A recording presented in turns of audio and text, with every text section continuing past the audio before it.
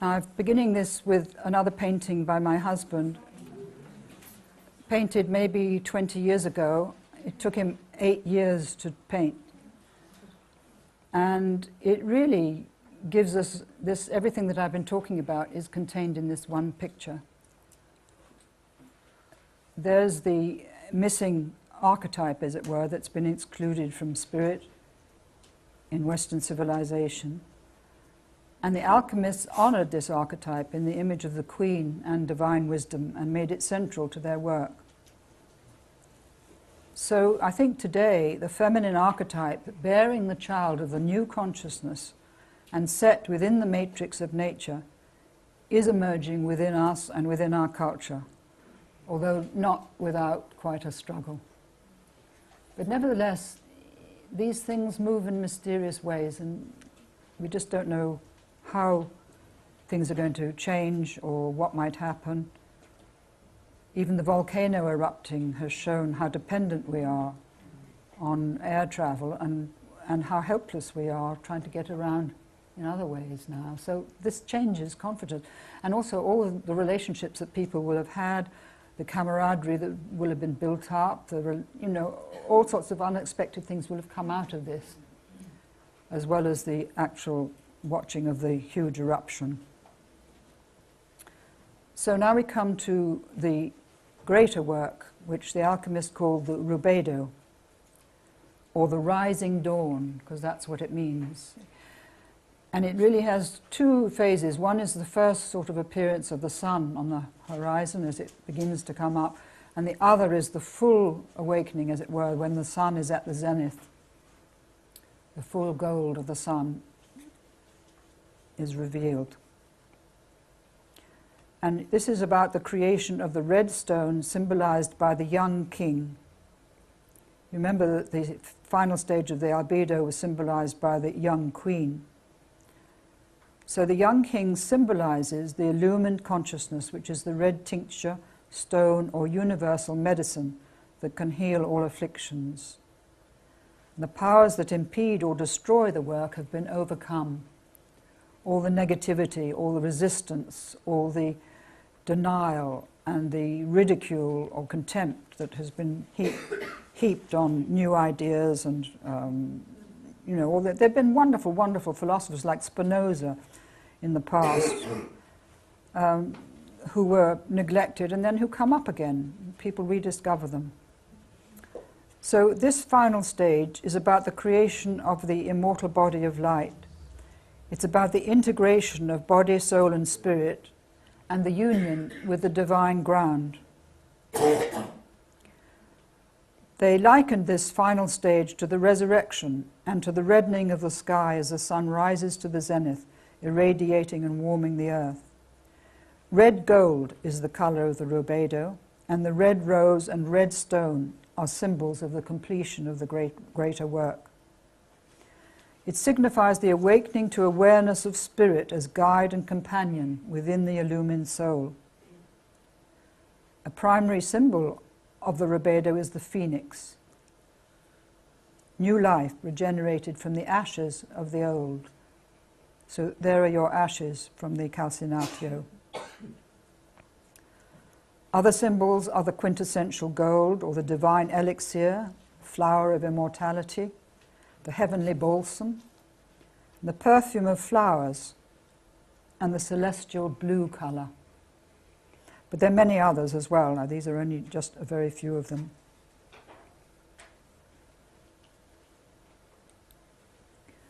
So the rubedo is about resurrection and transfiguration. It's about the creation of this body of light, or immortal body, which survives death, and about the union of body, soul, and spirit in the rising and full radiance of the sun. So it's about fulfillment and union, wholeness, and union with the divine ground, or the unus mundus. I had a lovely time working with all the colours on PowerPoint with these things. This is actually, I start with the images and then I work from the images to the text, because it's the images that really activate my feeling of relationship much more than the writing. And here we have again Zosimus, I swear to you that if you do this work properly, you will have a river of flowing gold.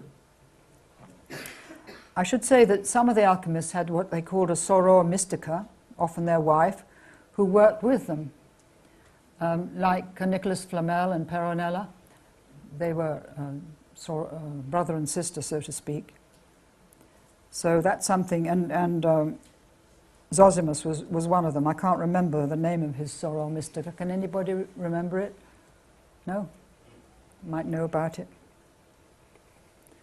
So the stages of the rubedo are governed by earth and air. The first were governed by fire and water, and now we have earth and air. And these are the different aspects or phases. You have the coagulatio, that's mean coagulating the material, the matter, sublimating it, its multiplication, and then fixing it, which I'll talk about in some length. And then finally, the conjunctio. And the alchemist said, we are tried in the fire and rendered into gold.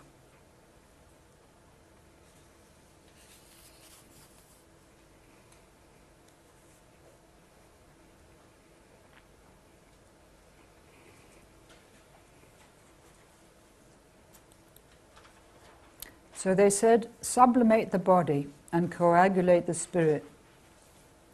That didn't mean sacrifice the body.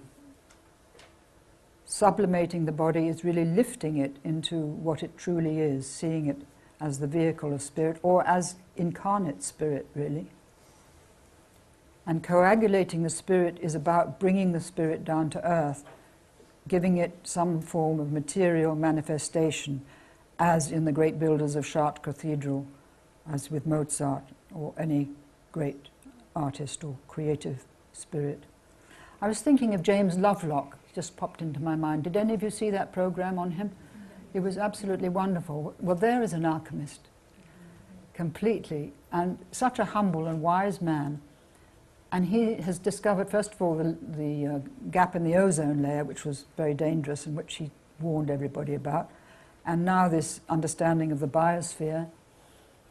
And I think probably he'll go even further, but he's given us all a terrible warning, but he's given it in a spirit of great compassion and really love for the earth. Also, someone mentioned to me in the break that the discovery of chaos theory was a tremendous shock, really, to scientists, because they'd been going on the Newtonian theory. Chaos theory is totally different because it gives the idea that there's an order within this chaos, which they hadn't understood before, hadn't known about before.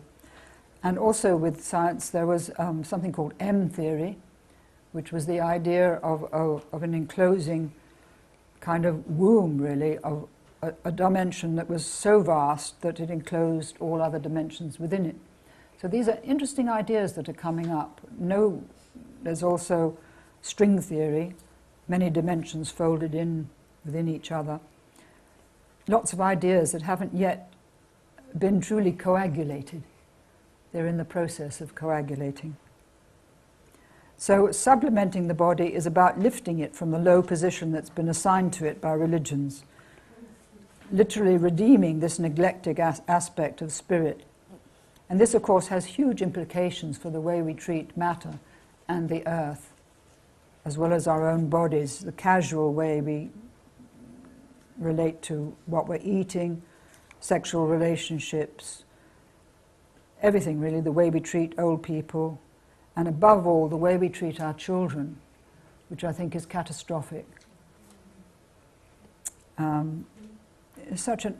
Children come in with such a sensitive psyche and with such a wonderful beauty, really, and so much is destroyed by our educational system, not only by the cruelty of other children, which grown-ups don't seem to be able to contain, but also by the way they're taught.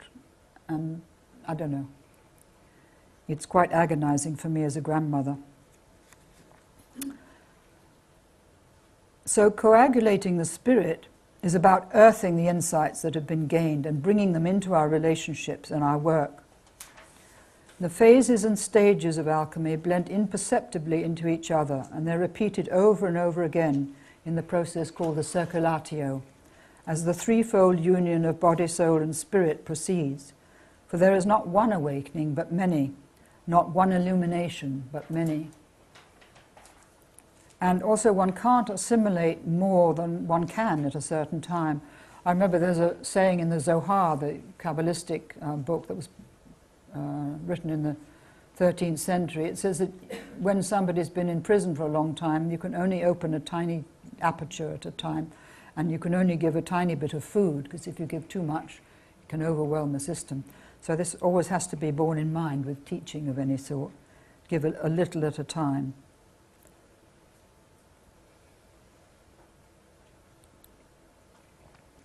So this is where you take the ash that has been gathered from the previous stage of the negredo and the albedo, and you sow it in what they call white foliate earth.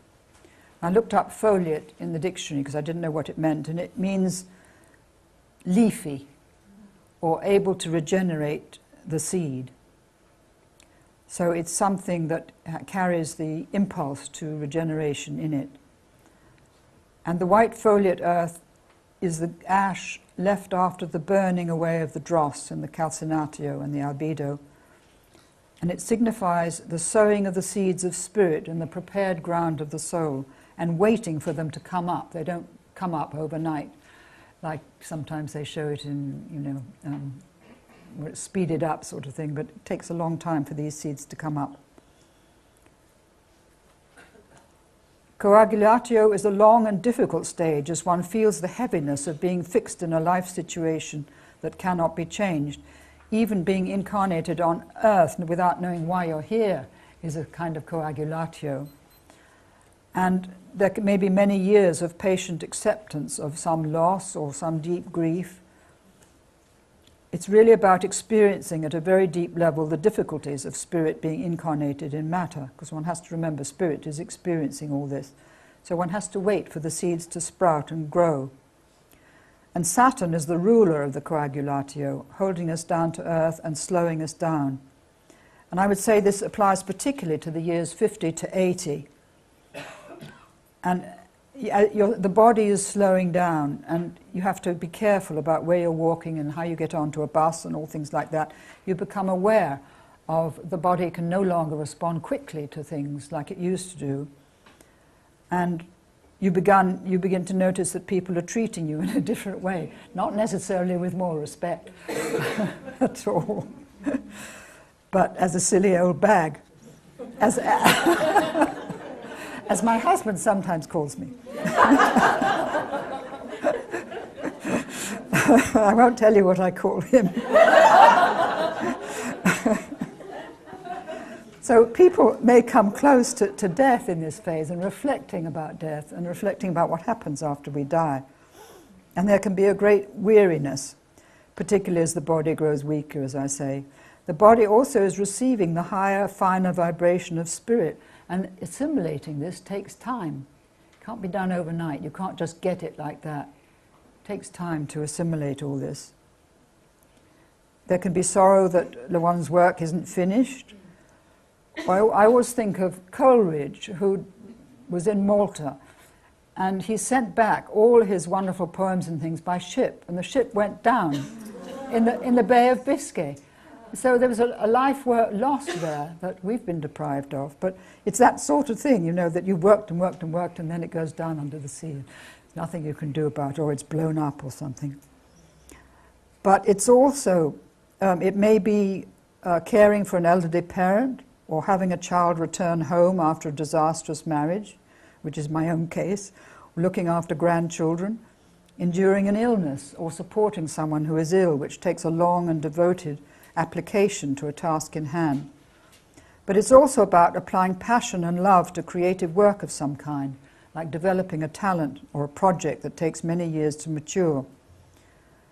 I was thinking of James Lovelock there.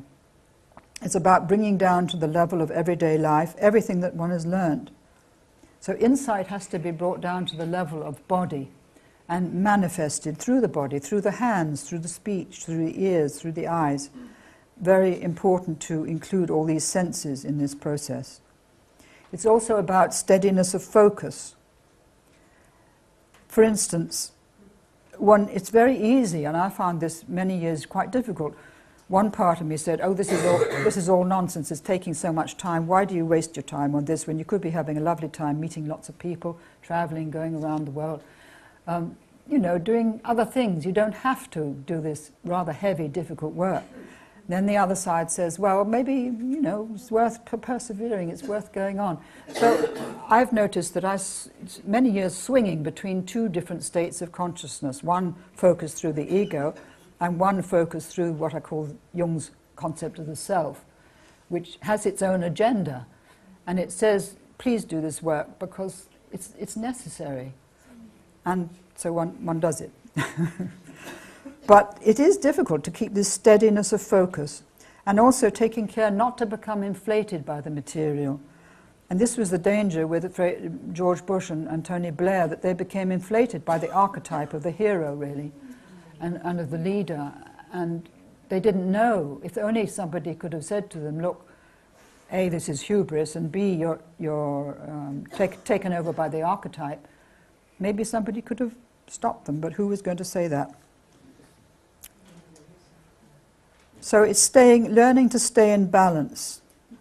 And this is the fixatio, learning to stay in balance. And it's also about returning to the world after the introversion of previous stages.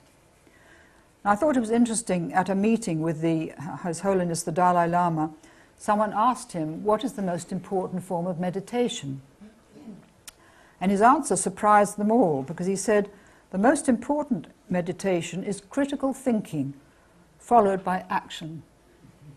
He said, by critical thinking, I mean inform yourself of what is going on in the world, see what moves us forward and what holds us back, and then translate your insights into action, but do everything with kindness.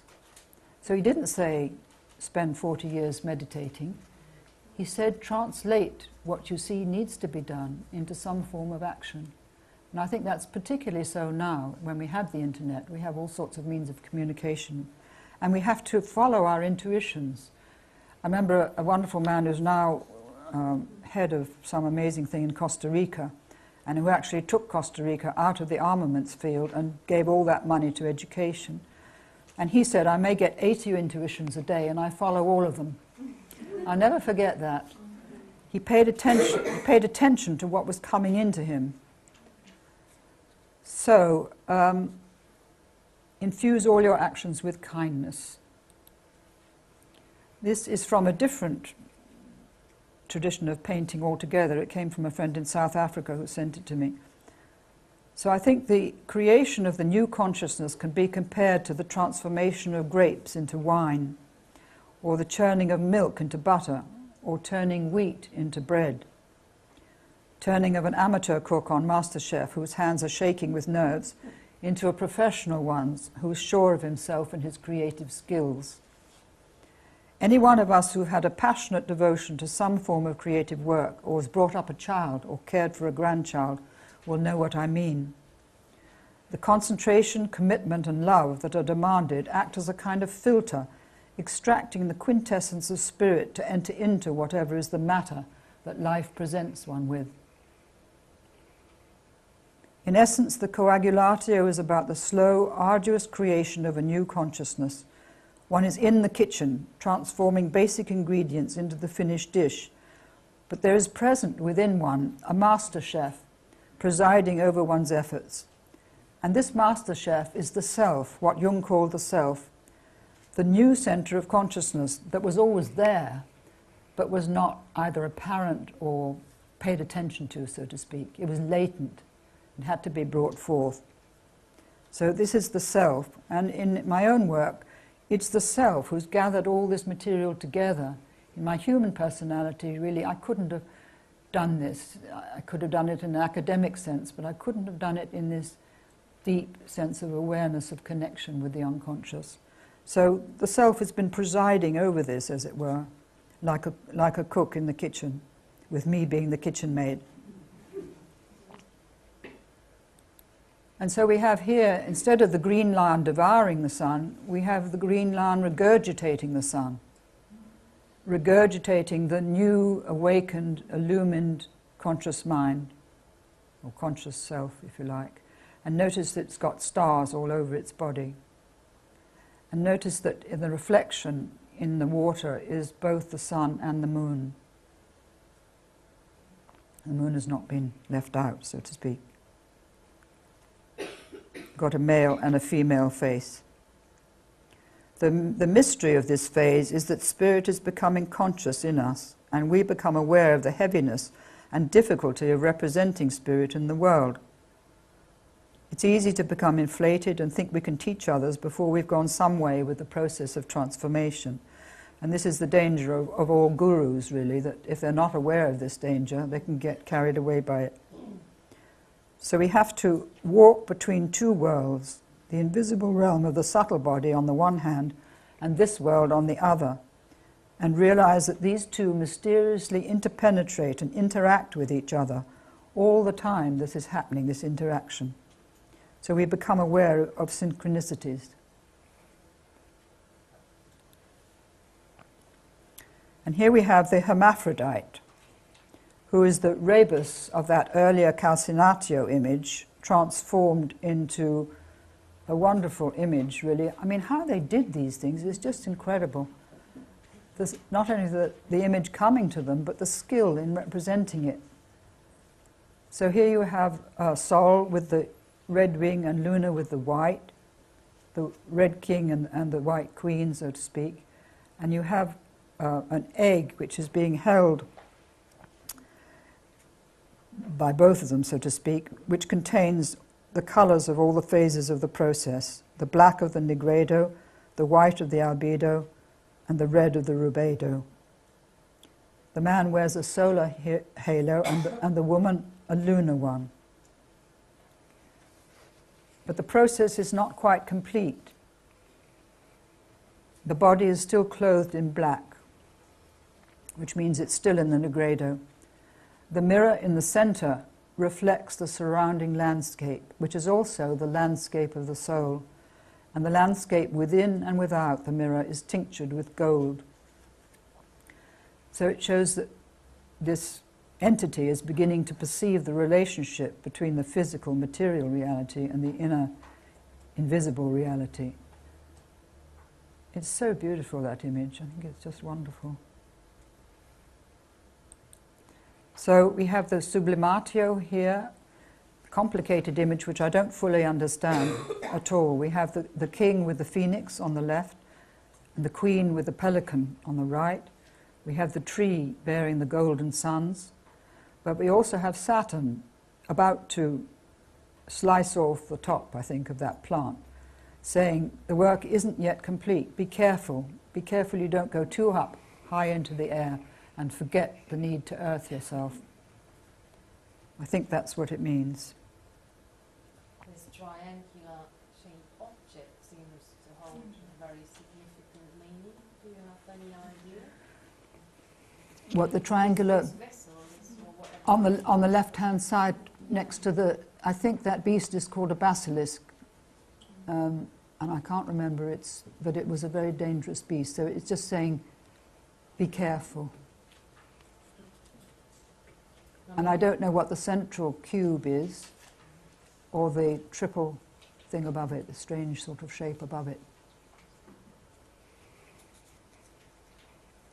Like the oven thing, the rectangular thing.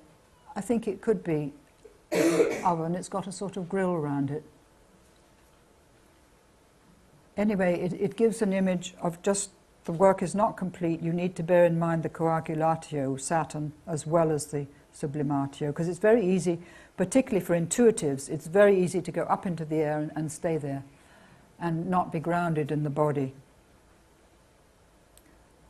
This is a phase in which much time is devoted to contemplation and meditation. It's about receiving the dew of inspiration and illumination and learning to trust and develop the intuition, but not failing to ground it. and never sacrificing the body to reach the alchemical goal.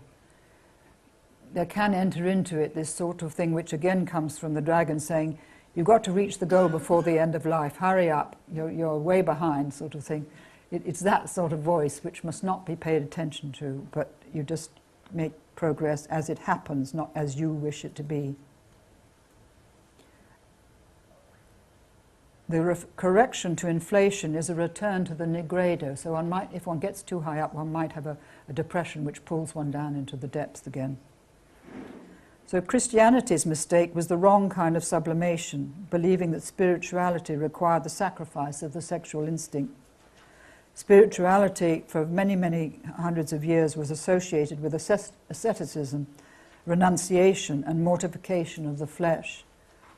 And today, the poison from the wound inflicted on the body is erupting into our society, both as the revelation of the atrocious suffering inflicted on children, but also as the current obsession with sexuality. You can't get away. Every paper you open, even the Telegraph, which is supposed to be above all that sort of thing, brings in this whole thing, constant obsession, really, and focus on whatever aspect it may be. Which is totally secular. There's no awareness that sexuality is actually an extraordinary experience which connects one with spirit. I was thinking here of the tantric system in India, which really gives sexuality its true position, as it were. And also there's the not paying attention to the body, all this drinking with vomiting and everything that's going on in our culture. Jung would have said this is the search for the spirit. This drinking alcohol all the time is actually a need for spirit which is missing. But there's no sense of the sacredness of the body, so the complex hasn't been resolved, however much there's a Dionysian explosion really here. So I think keeping the balance between the conscious mind and the self, the greater eternal being living within one's psyche. The mind mustn't be overpowered and drawn away from life by archetypal ideas. It has to live in this dimension and learn how to relate to the images, but not be identified with them. So here is an image from the Aurora Consurgens about the return of the soul to the body. There you see the knight in the background. He's been killed and the soul has left his body.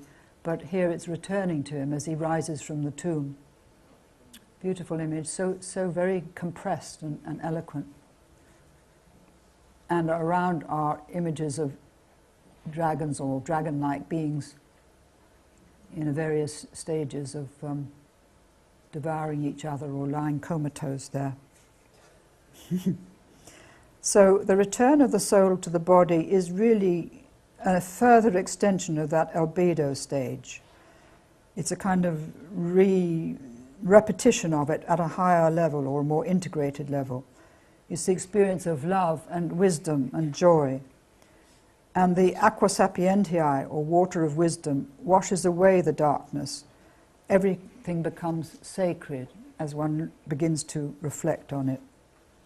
It's also about letting go and giving up the desire to interfere or manipulate or control, because one becomes a kind of channel where the divine can act through one. A friend of mine said it was like putting a loo brush through the psyche, in which you create the channel, cleaning it out so that spirit can actually work through one. I think it's a lovely image, that. So the phases of sublimatio and coagulatio are repeated alternately over and over in the process of circulatio until stability is reached. And this is what they call the fixatio, when, as I say, a state of stability is reached. And this lovely saying, they came to themselves, they could accept themselves. Thus they were reconciled to adverse circumstances and events. And I think here we have no better example than the Dalai Lama and the Tibetan teachers who fled Tibet, who had to accept the most horrendous suffering and destruction of their culture, and who spread all over the world and founded wonderful monasteries and teaching centers where they can carry on their teaching in this Western Hemisphere, which they've taken it as this is part of that destruction and regeneration, so to speak, in their own experience.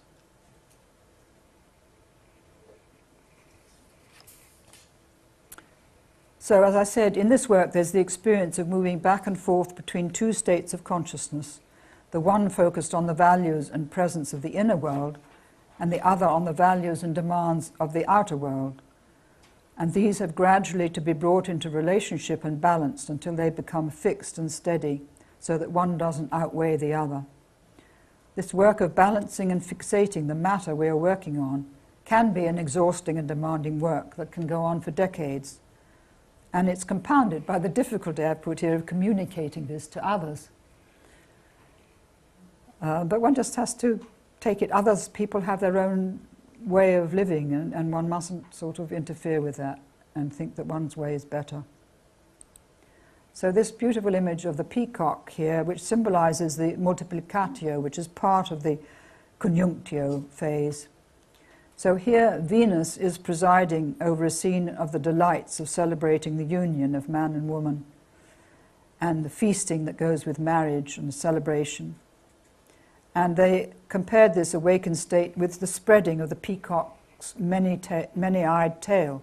They're beginning to see with many eyes, so to speak.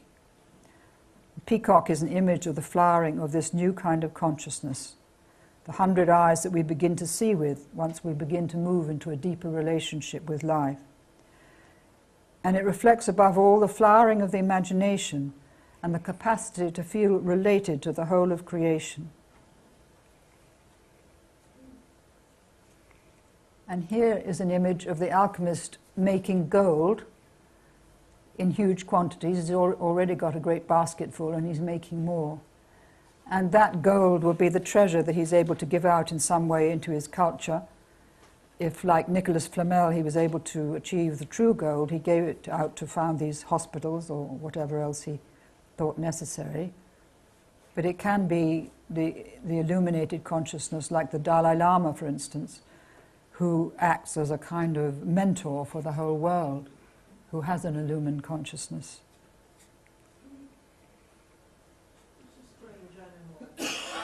It's a dog scratching itself, probably has fleas, I should think. And I don't know what the figure in the background moving towards the church is. Maybe it is that this is the new, revelation, if you like, and the other one is in the background there.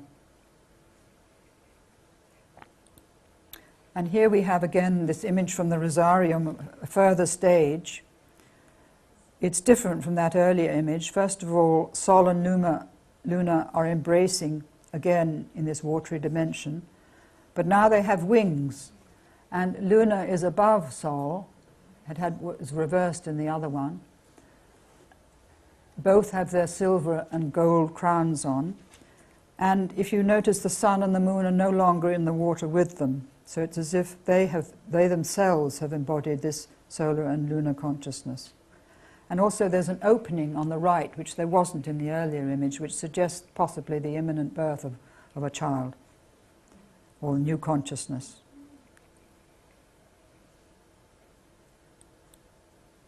And here is the solar Sophia again. So she is in contrast to the lunar Sophia, who I showed you before, with the dark face and the white dress, who was rescued from obscurity. And this solar Sophia signifies the full awareness of the power and significance of divine wisdom in the mind of the alchemist.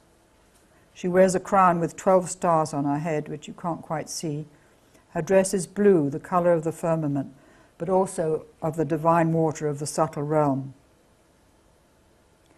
So the alchemists were careful to say that their union included body, soul, and spirit. They also said that this union could only be brought about gradually and gently. And though the work was apparently against nature, against continuing in bondage to unconscious instinctive patterns, the awakening of instinct could only be accomplished with the assistance of nature. The way to its consummation would be revealed step by step. It couldn't be hurried or forced. So here we have the young king again in the vessel, and above him is Luna, riding in a chariot, and she has brought forth the red tincture, the universal healing medicine, symbolized by the figure of the young king, who stands on an inverted moon and is illumined by the golden rays of the sun. And below that bar, I think, signifies, the red bar signifies the red stone.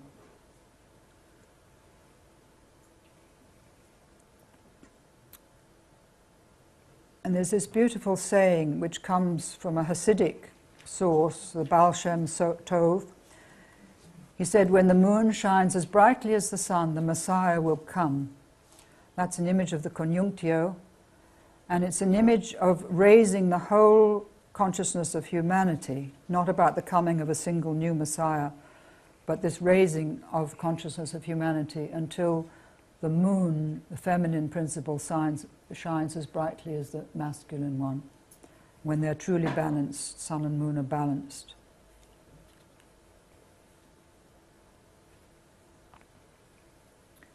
So we also have this image, an alchemical image of Christ rising from the tomb. And the conjunctio, which is an image of the conjunctio, in one sense is the whole process of psychic transformation and the gradual illumination of consciousness by its ground. But in another it stands for the final awakening, the final illumination or enlightenment, reflected in this alchemical image of Christ, who is the symbol in the alchemical tradition of the completed stone. So this is something that the alchemist has brought forth. He's brought forth Christ within him, who has emerged from the tomb of the unconscious psyche. So this image signifies resurrection and transfiguration, and the increase of the power to act with insight and compassion, and to heal the great wounds that humanity carries.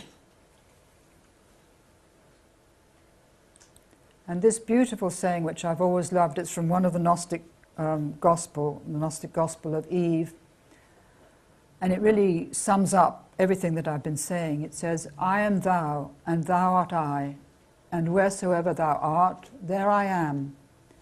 And I am scattered in all things, and from wherever thou wilt, thou gatherest me.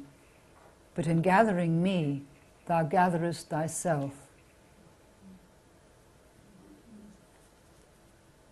Now somebody gathered all these Gnostic texts together early in the 20th century. I should know his name, should trip off my tongue, but I can't. Can anybody, Michael, can you help me there? All the Gnostic texts. Mead, that's who, G.R.S. Mead, that's who it was. Now, he did an incredible work of saving all these texts for us later on, so to speak. There was also a man who wrote a book called Cosmic Consciousness, which really foresaw this illumination that we could move into. Both lived in the early 1900s. So I've put here, this actually was in my seminar on the feminine, but this is not an alchemical image but my own, and I put the highest qualities that flow from the conjunctio would be wisdom and love, compassion, justice, and the appreciation of beauty. And all these are the values of the heart, which always have been, going right back to the beginning of time. The instinct to heal, to nurture, to protect, and to cherish life in all forms. And I think we can see this impulse gathering strength now, largely, as I said, through the internet, but there are thousands and thousands, or hundreds of thousands, even 1 million different NGOs and people working to help the planet in every kind of way, helping to save life, people in Darfur, people in Africa, in the most remote and difficult places on the earth, people like Médecins Sans Frontières. You know, huge work is being done, which all goes on beneath the surface. It's not noticed, but it's there. Work with conflict resolution, growing steadily stronger. So here we come to, I've got some final images of the completion of the great work. It's a very complex image, but absolutely fascinating. And in the talk that I gave on Thursday on alchemy, there was a man in the audience who could translate that Hebrew word at the top, and he said it means I was, I am, and will be. It's really I am that I am, which comes into the biblical tradition, and which comes very much, this is a Kabbalistic image. So there you have the higher or deeper ground. There you have all the images connected with the alchemical work beneath it.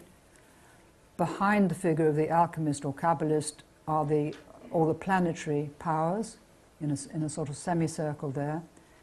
He's standing on a lion, two bodies with one head, which water is pouring out of its mouth.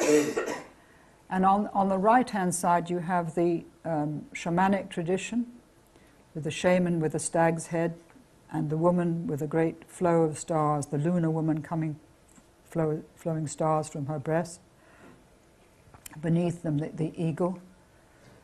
And then on the other side you have Sol with the image of the phoenix underneath, and the lion, the great power of the instinct there. So everything is included, everything is sublimated, but everything is grounded.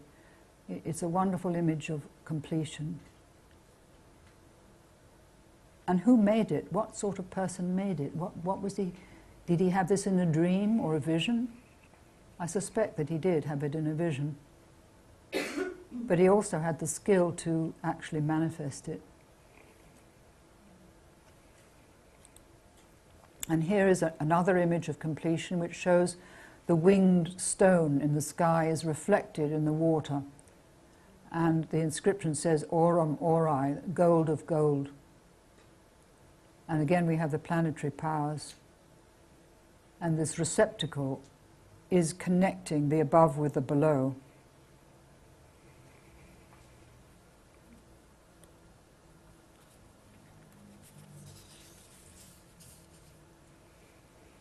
So, to summarize, I'm coming near the end, but I've still got some way to go. The alchemists worked to free the quintessential gold of the spirit hidden within our nature from the corruption that had accrued to it, to free the divine life spirit from everything that hides its radiance. Their aim was to make conscious this spirit in themselves, so they could come to full awareness of its presence and guidance. The gradual revelation of the treasure was an experience of great suffering and despair on the one hand, and illumination, wonder, and inexpressible joy on the other, as the light of the new consciousness dawned. No one, they said, may accomplish this work except through affection, humility, and love, for it is the gift of God to his humble servants. Then we come to another beautiful image, where Sol and Luna, as glorified bodies, are surrounded by a circle of stars. Now I think, this is my own interpretation, but I just offer it to you. I think the small circle symbolizes the completed stone, and the square, the ability of the stone to manifest in the world.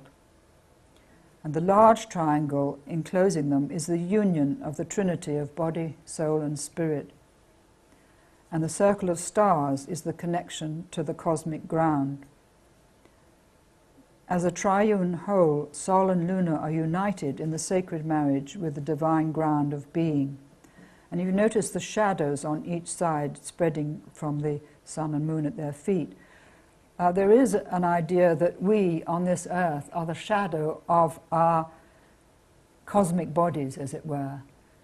We are the manifestation in this dimension of our subtle body, or our resurrection body, or our higher self, or whatever you want to call it.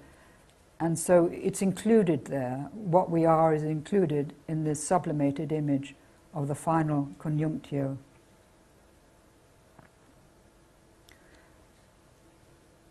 So the final stage of alchemy and the completion of the great work gave rise to a state of consciousness that united the solar and lunar ways of knowing in a third state that the alchemists called stellar consciousness. That's starry consciousness. And the Egyptian alchemists already called this final state living in truth. They called it stellar consciousness because they were very conscious of the stars and the whole idea of the body of the pharaoh returning to the starry realm. and the connection with what they call the duat, or the invisible world. So, in the view of the alchemists, we're all treading the path of return to the stars.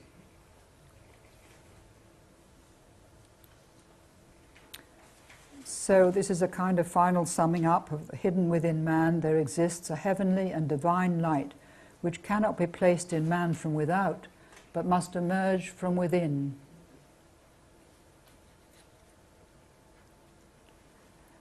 Now, to end, although there are many individuals from many cultures who have experienced it, I'd like to offer you the words of two individuals whose testimony I find deeply moving and who've experienced the light of the divine ground. They've actually experienced it and put it into words. One are the words of a man called Gopi Krishna, who described the long-term effects of his Kundalini experience many years after the event itself. And this is published in a book called Kundalini Yoga, I think.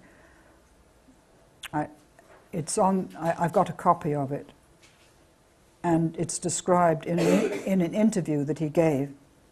It's called Kundalini Rising, the book, and it's got all kinds of experiences of different people who've had this Kundalini experience. And he says, in his view, that the stage is being set for a movement from the external world to the inner world of consciousness, that an unlived potential of human consciousness, a supersensory channel of cognition, is being activated in humanity and will in time manifest in our species. We may eventually be able to discover the answer to the question, how does eternal consciousness come to be embodied and then rise step by step through Ionian spans of time to the realization of its own sovereignty? And also the question of how this process is revealed in the organic evolution of the brain. These are his words. Bearing witness to the fact that the supersensory channel of cognition has been opened in himself, he writes that at every moment of his life he lives in two worlds. One is the sensory world which we all share together, and my reactions to this world are the same as of other human beings. But the other is an amazing supersensory world. I am always conscious of a luminous glow, not only in my interior, but pervading the whole field of my vision during the hours of my wakefulness. I literally live in a world of light. It is as if a light were burning in my interior, filling me with a luster so beautiful and so ravishing that my attention is again and again drawn to it. I do not claim that I see God, but I am conscious of a living radiance both within and outside myself. In other words, I have gained a new power of perception that was not present before, a new power of perception that was not present before. The luminosity does not end with my waking time, it persists in my dreams. The enchanting light I perceive both internally and outside is alive. It pulsates with life and intelligence. It is like an infinite ocean of awareness pervading my own small pool of consciousness within, and the whole universe I perceive with my senses outside. So for me, the universe is alive. A stupendous intelligence that I can sense but never fathom looms behind every object and every event in the universe, silent, still, serene, and immovable like a mountain. It is a staggering spectacle. That's very, very clear. Secondly, these words of Christopher Bache from a book called Dark Night, Early Dawn, which has had a great influence on me. And he says, I was brought to an encounter with a unified energy field underlying all physical existence. I was confronting an enormous field of blindingly bright, incredibly intense energy. This energy was the single energy that comprised all existence. The unified field underlying physical existence completely dissolved all boundaries. As I moved deeper into it, all borders fell away. All appearances of division were ultimately illusory. Though these experiences were extraordinary in their own right, the most poignant aspect was not the discovered dimensions of the universe themselves, but what my seeing and understanding them meant to the consciousness I was with. It seemed so pleased to have someone to show its work to. I felt that it had been waiting for billions of years for embodied consciousness to evolve to the point where we could at last begin to see, understand, and appreciate what had been accomplished. It needs appreciation as much as we do, evidently. I felt the loneliness of this intelligence, having created such a masterpiece and having no one to appreciate its work. And I wept.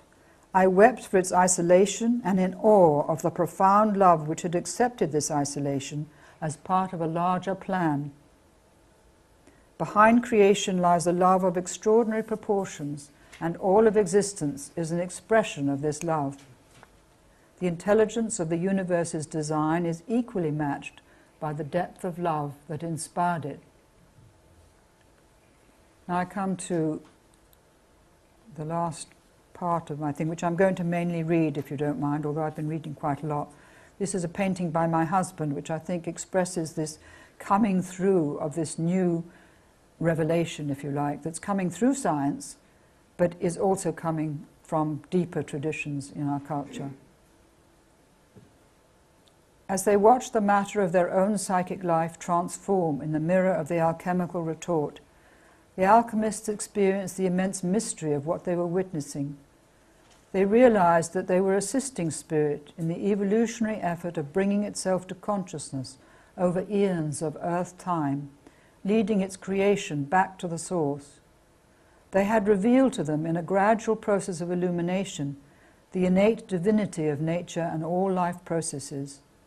And they saw that one divine spirit was at work in all forms of life and in human consciousness as well.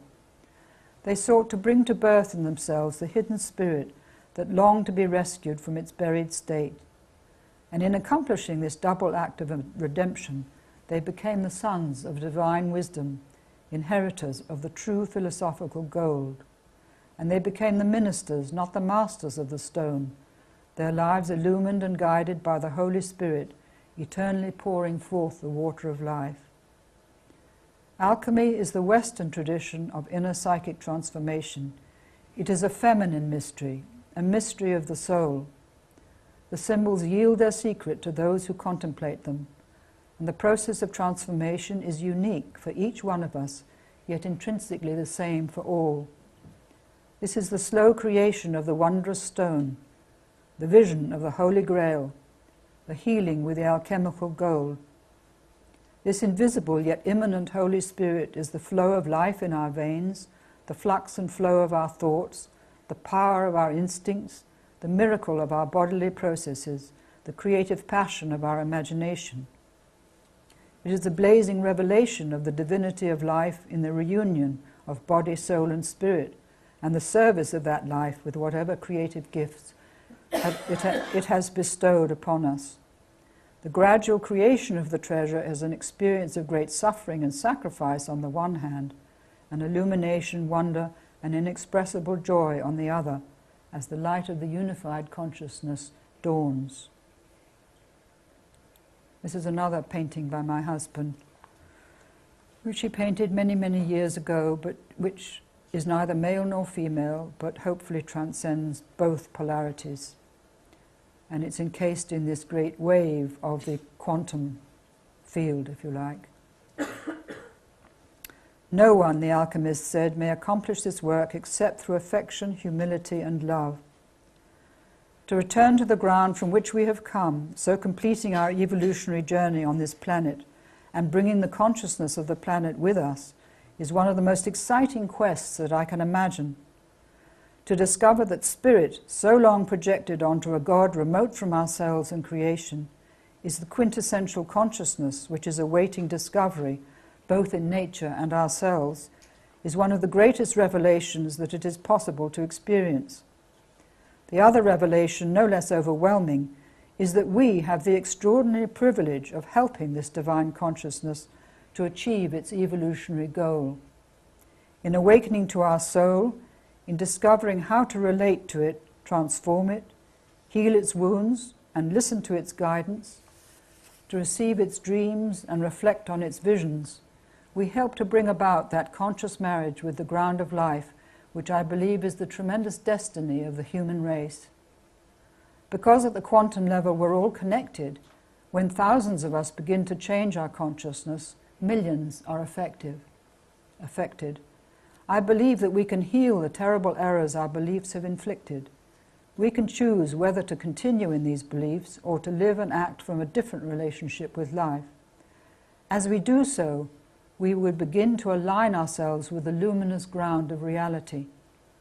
Our minds would serve the deepest longings of our hearts, the deepest wisdom of our soul. We would transmit the life and love flowing from this ground, and we would know who we are and why we are here.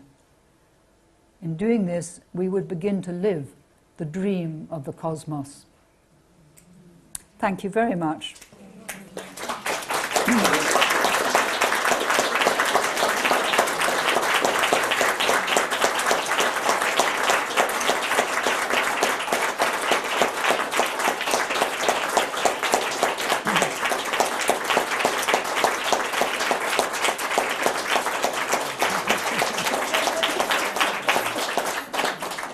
Right, now are there any questions? Thank you very much. That picture that's there now looks more like a tsunami to me. I hope it's not engulfing us all. No, it's not a tsunami. It's really, I think it's this invisible dimension which is containing the essence of this spirit that I've been talking about. It's not a threatening image. At least to my mind it isn't. It's got all sorts of cellular things in its possibilities, hints of what might be able to come about. You said that process, the transformation process, would be a circular process. Does that mean does it only circulate within this final phase of the rubedo, or does it actually circle in a way that it starts all over with a nigredo and then the albedo again? The whole process may have these phases coming at different stages, and one may go back and repeat certain things. I think it's more like a spiral than a circle. I think you move, as you understand more, you may go through the same phases, but they may not last as long, or they may bring different insights, or may be different work in the world. One just doesn't know. Coagulatio may be quite different in one's early life as it is at the end of one's life. And the same with the albedo and the rubedo. I mean, one may have glimpses of the rubedo in one's 20s or 30s, as with that extraordinary dream I had, but it may take 50 years for it to come to fruition or completion. So it's a lifelong. It's a lifelong process. And many lives. I think many lives. Okay. And I just wondered if this dark wave and the image where you had Sol and Luna and the marriage, and then those difficult images still there below. When you were talking about what scientists have discovered, you didn't mention anything about dark matter or dark flow, energy. Dark energy. And I wonder whether something that's containing everything is there yet to be discovered in that dark energy and the dark flow, which very excitingly somebody talked about on television not very long ago on a Horizon programme. I think it could be, because we only see 4% of the universe. So what is that other 96% that we can't see? And I mean, this is very exciting for scientists, and the idea of the black hole, that maybe we disappear into that and that goes into another dimension. These are fascinating ideas, and it's going to take probably generations to work them out. But why not? Why couldn't it be dark energy?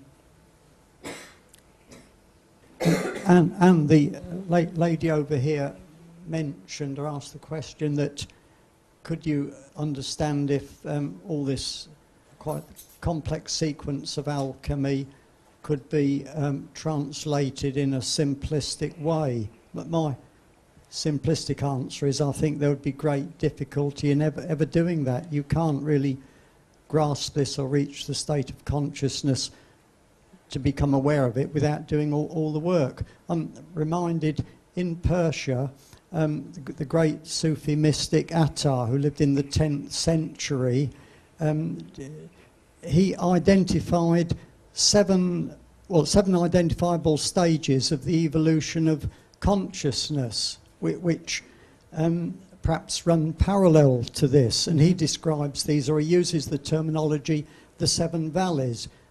Actually, I think you can see how you can trace the origin of that, or the roots, back to the great epic of Gilgamesh. But those seven valleys, well, the names of them are the Valley of Search, the Valley of Love, the Valley of Knowledge, Unity, then Contentment, and then Wonderment, and then the Valley of Absolute Poverty and Nothingness. Well, I used to read this for years and years and never understood anything of it at all until life circumstances entered into all sorts of traumas, and then by good fortune and by the will of the gods I met my first esoteric teacher who just began to explain parts of it to me. And in retrospect, I think it's only by going through the processes, having teachers, that eventually this comes to you. It's interesting, in the work of Attar, it's explained symbolically. He could have written it down word for word, but the idea is if you're ready,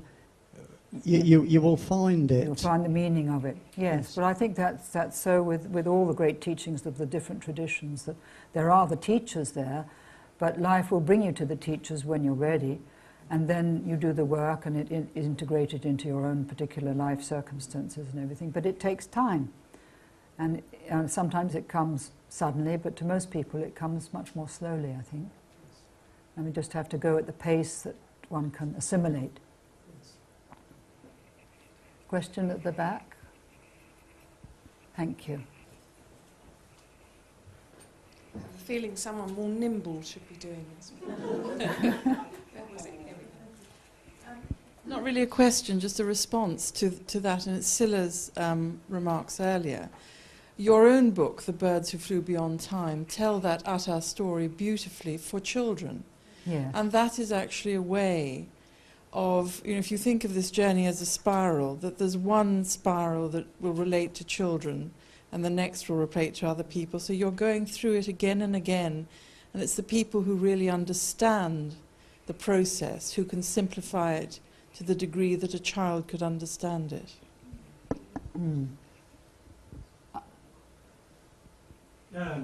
Could I just ask you a question? I have a slight problem with the idea of eternity being goal-directed, which seems to be implicit in some of the statements that I'm hearing. I mean, certainly the journey itself is goal-directed, but how far can one take that?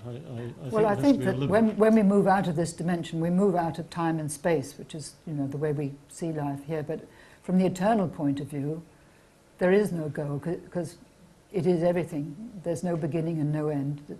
It just is. But from our point of view, there is a goal. But where does one end and the other start? I mean, I think that's probably the crux of the question. I can't answer that. No. I can't answer that. That has to be worked out by each person. Perhaps the journey is the goal.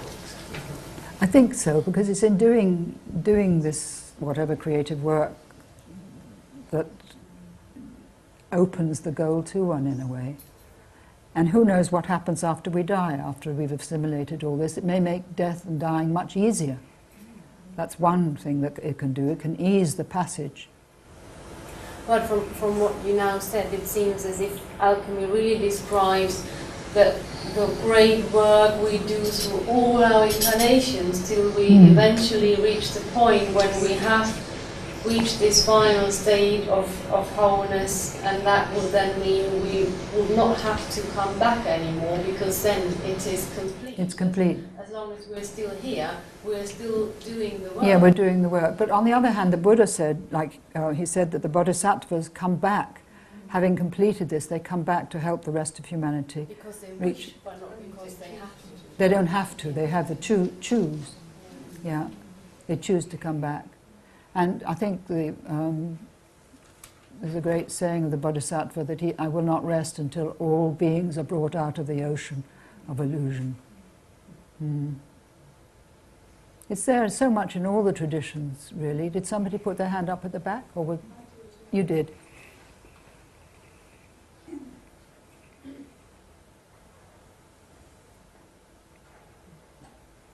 Only really to say that perhaps the Buddha never really leaves because there is no separation. That's a good point, yes. Because the concept of death, as I think you said at the beginning, is one of separation, and it's been created as it's given as a framework which has separated us from eternity. Sorry? It has separated us from eternity. Yeah, and from the allness. Mm-hmm. And so therefore, if there is no separation, there is no separate. It's just a perceptual quality that the human condition imposes for us to discern and work through. I think it's a construction that we've put on reality. Yes. And that's what all the Negredo is about, is dismantling that construction. Yes, and then it dissolves those concepts, and then there is no beginning and no end. Mm-hmm. Well put. And I really just wanted to thank you, because as we've gone through today, I've been just conscious that this is a life's work you've put into this. And how you've assembled and made sense of all this information and pieced it together with these fabulous images, which I know is what you live through, that speak so clearly and so eloquently alongside your voice. And it's really a gift that you've given to, I hope, thousands and thousands of people, of understanding this process, which is so very ancient, and bringing it right into our world. So thank you. It has been like a detective story, like an Agatha Christie, really. You know, tracking down who did it and who's underneath it all. But it's been very, very interesting. And I think at 20, I kind of knew that this is what I wanted to find out. And I'm quite happy to die now because I have found out. I feel that you've got a lot more to do yet. I'm not going yet. But there is a feeling that you had to find out something, just like there's a treasure that you need to find. You help the stone. Help the stone, yes. Did you want to ask a question, anybody else? Or say something? Thank you, Scylla, for that. That's very nice. It was just an observation, really, that as we think that we're coming to the end of our life, we find it's a new beginning. And I'm sure that will happen with you, that you're starting a new cycle, perhaps, in some way. I hope so. But for me, again, just like Scylla, to say thank you, because I shall certainly buy the DVD. And I have a feeling that my family and grandchildren in years to come will still be enjoying it. So thank you very much. Thank you. I actually am making it for my daughter and grandchild too, because at the moment they're not particularly interested, but one day it may come that they can see this and understand, which would be very nice. So do you think we should call it a day? Thank you very much.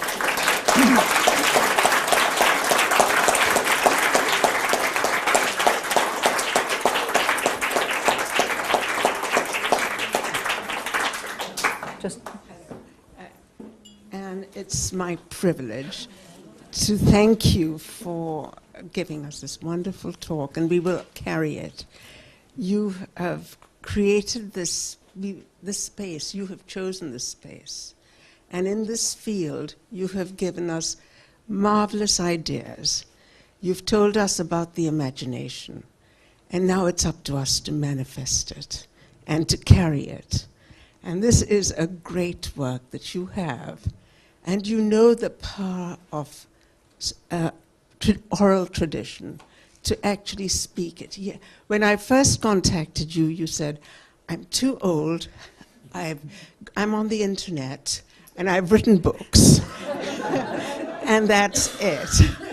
And I just said, no, please, give us a myth for our time. Okay. And really, you have done that, as far as I'm concerned, in The Birds That Flew Beyond Time. It's not just for children. It's the Mother Earth crying out to us birds, souls, for help. And you've shown us the valleys, you've shown us the difficulties, and you've shown us the light at the end. So I just want to thank you, and I hope you'll see a lot of you. There's no way you talk about Swan Song. It just does not come in. Okay. And thank you. Thank you, Florence, very much. I was going to say that if anybody has any ideas for future meetings, I do like communicating, there's no doubt about it. And I like having led a very retiring and contemplative life, cut off from sort of the whole social world of my time and everything. I enjoy meeting people. So if anybody has any ideas for, I thought I'd sort of given my all in the one on the feminine and this one, but maybe there's some other subject that you would all be interested in. I like these rooms. It's not beyond my financial means to manage this thing. So you can put your suggestions through Jane or through me through my website. But thank you all for your participation, because it's lovely to feel this relationship when one is giving a talk, that it's being actually received. It's a great privilege and a pleasure. So thank you.